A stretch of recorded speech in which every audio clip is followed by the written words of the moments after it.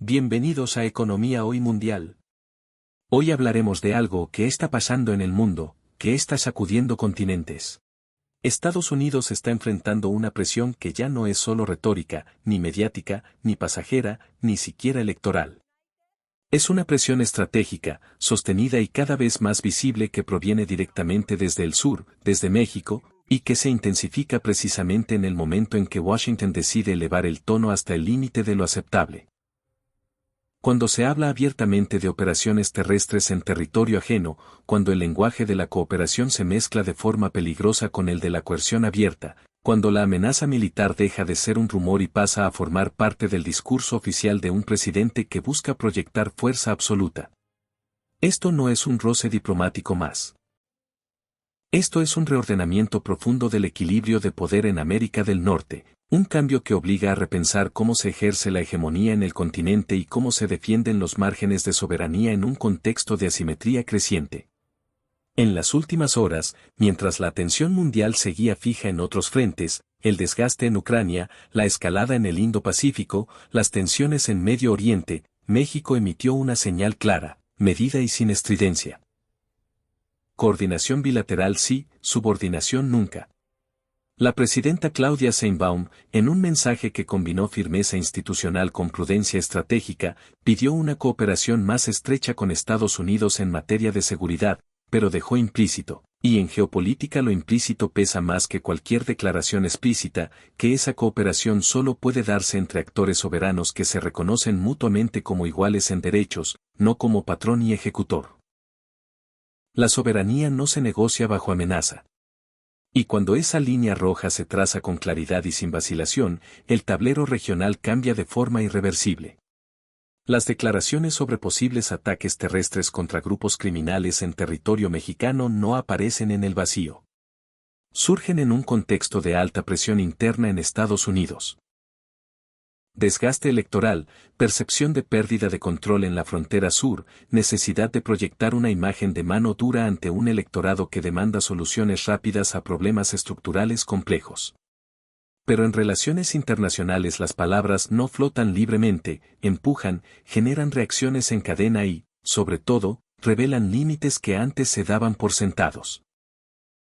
Cuando una potencia hegemónica insinúa el uso de la fuerza contra su principal socio comercial y vecino inmediato, ya no estamos ante un debate de seguridad pública o de combate al narcotráfico, estamos ante un intento de redefinir los términos de la relación bilateral desde la coerción abierta.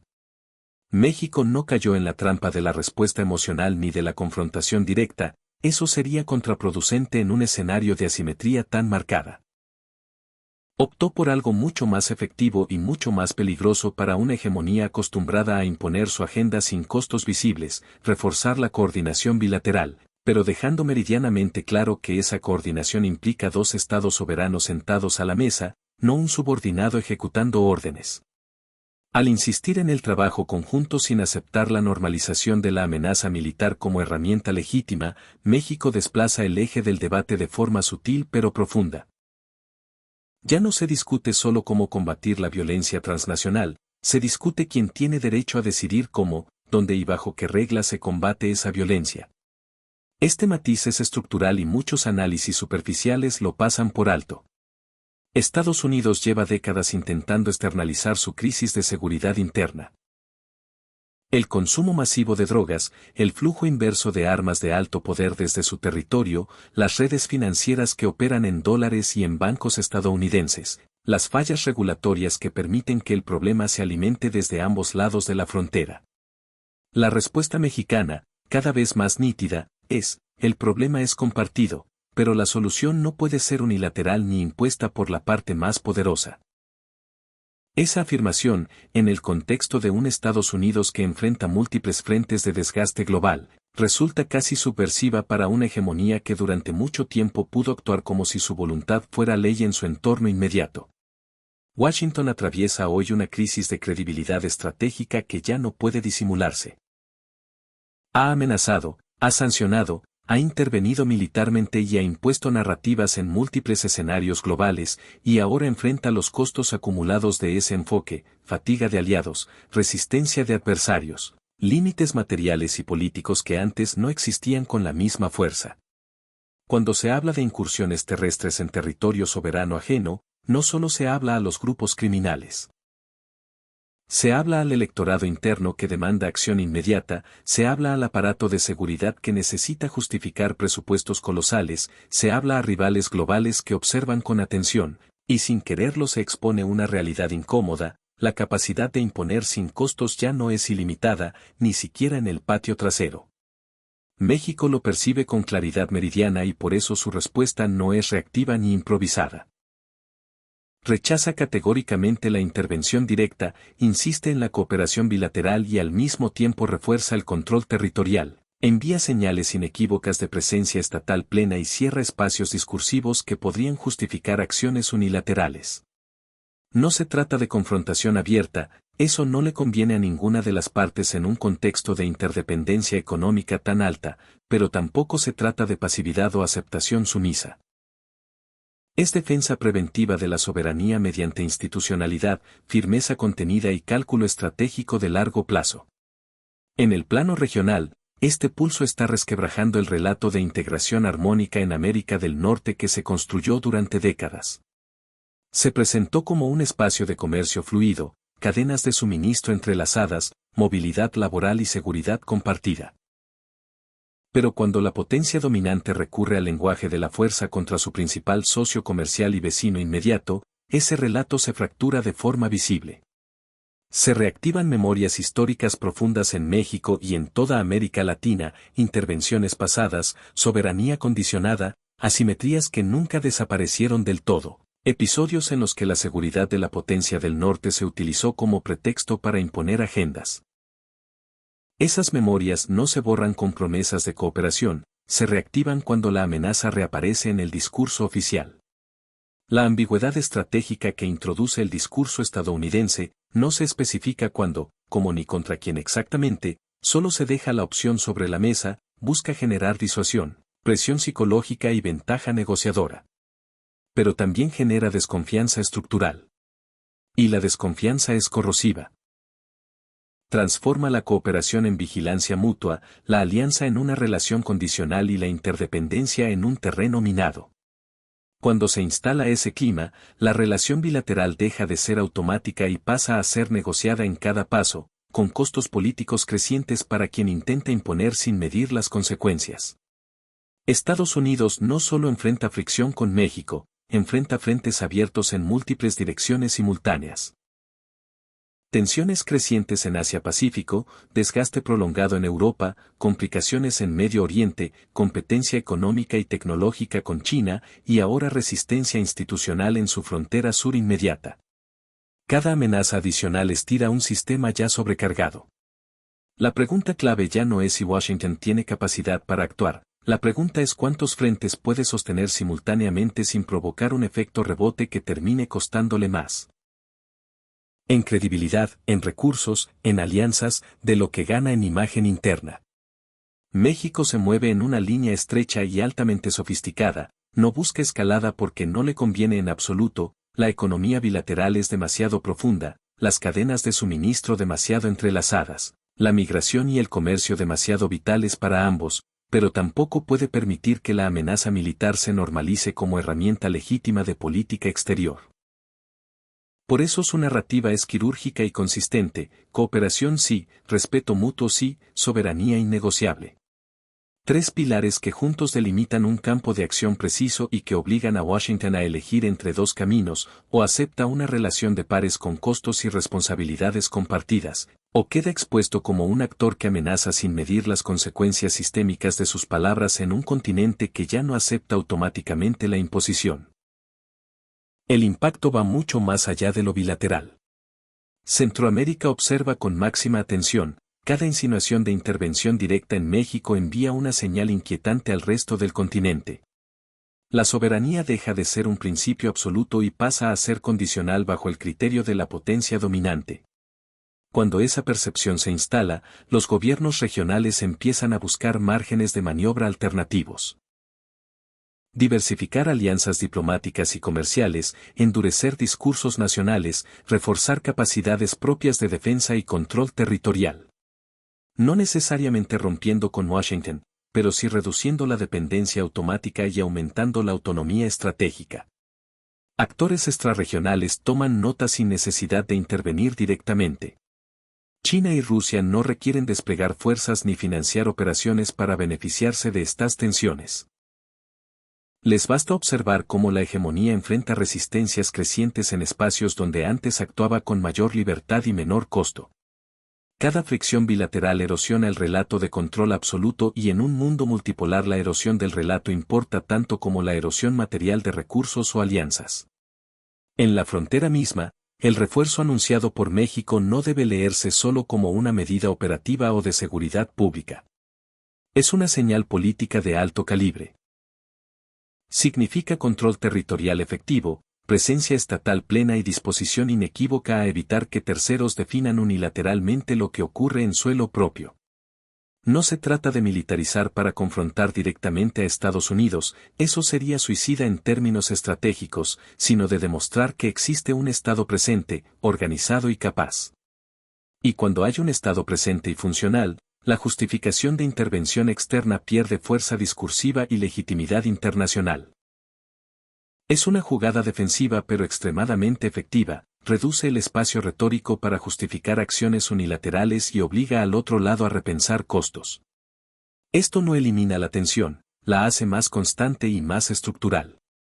Cada declaración presidencial, cada filtración de inteligencia, cada movimiento en la frontera puede ser leído como provocación o como prueba de debilidad. El riesgo mayor no reside en una orden formal de ataque. Eso tendría costos políticos y jurídicos internos altísimos en Estados Unidos, el riesgo mayor es la escalada por malentendido, un incidente fronterizo accidental, una operación encubierta mal interpretada, una narrativa mediática que empuja a uno de los actores a no parecer débil ante su opinión pública. En ese terreno minado, la prudencia institucional, la contención verbal y la comunicación directa son las últimas barreras de contención. México apuesta decididamente a ellas. Estados Unidos enfrenta una contradicción interna cada vez más evidente. Por un lado, necesita cooperación profunda y fluida con México para contener flujos migratorios, asegurar cadenas de suministro críticas, automotriz, electrónica, agroalimentario, estabilizar su frontera sur y mantener la competitividad económica frente a China. Por otro lado, sectores políticos y mediáticos presionan por respuestas contundentes y unilaterales que ignoran deliberadamente esa interdependencia estructural.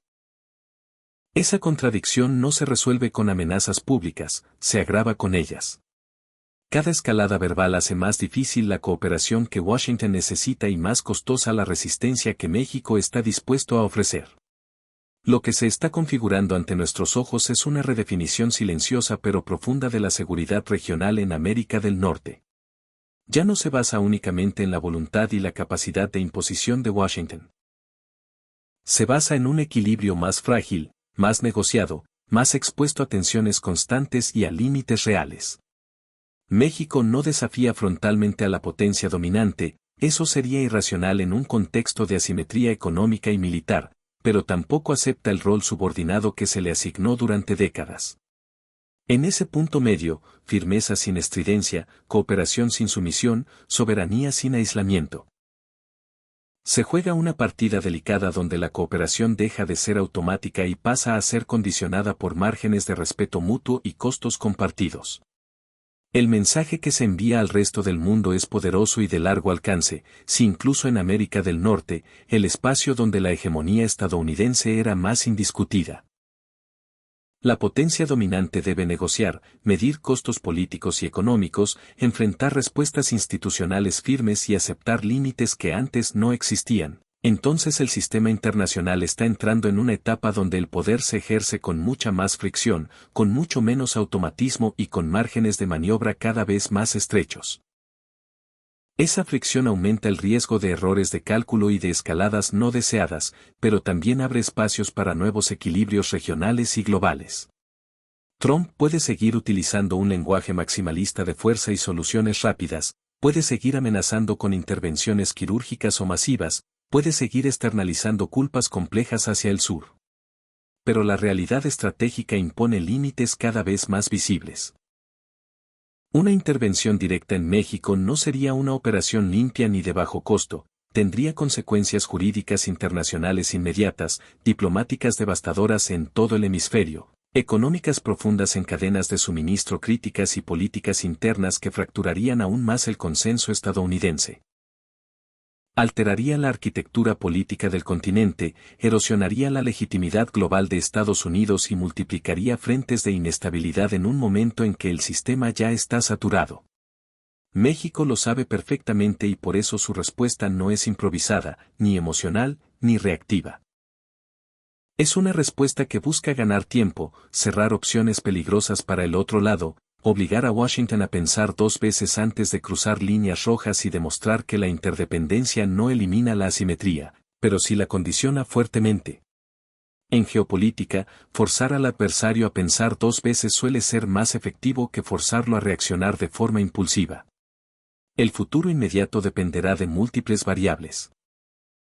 Del tono que adopte Washington en las próximas semanas, de la evolución del contexto electoral estadounidense, de la capacidad mexicana para sostener su postura sin fisuras internas ni divisiones políticas, de la disposición real de ambos gobiernos a privilegiar la cooperación pragmática sobre la coerción retórica, y de cómo reaccionen los actores subnacionales, gobernadores fronterizos, congresistas, cámaras empresariales. No hay garantías de desenlace pacífico ni lineal. Solo tendencias claras que ya se observan, la hegemonía ya no se mueve sin encontrar resistencia organizada, incluso en su entorno geográfico más cercano. Entender este momento no es un ejercicio académico ni una especulación periodística. Es una necesidad estratégica urgente.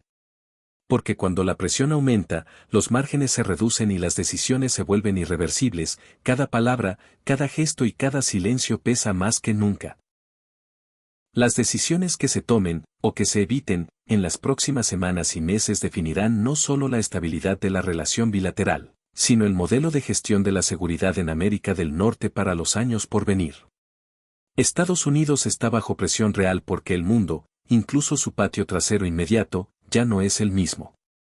Y México, con esta respuesta medida, institucional y estratégica, demuestra que también ha cambiado su forma de ocupar el tablero. Ya no como actor pasivo o reactivo, sino como un Estado que calcula, que resiste cuando es necesario y que negocia desde el interés propio en un contexto de poder cada vez más distribuido. Esto no ha terminado. Es apenas el comienzo de una transición más amplia donde el poder se redistribuye, las reglas se tensan, la estabilidad depende cada vez más de la capacidad de contención y los actores regionales empiezan a jugar con reglas que ya no dicta exclusivamente una sola capital. Manténganse atentos, el próximo movimiento puede ser decisivo.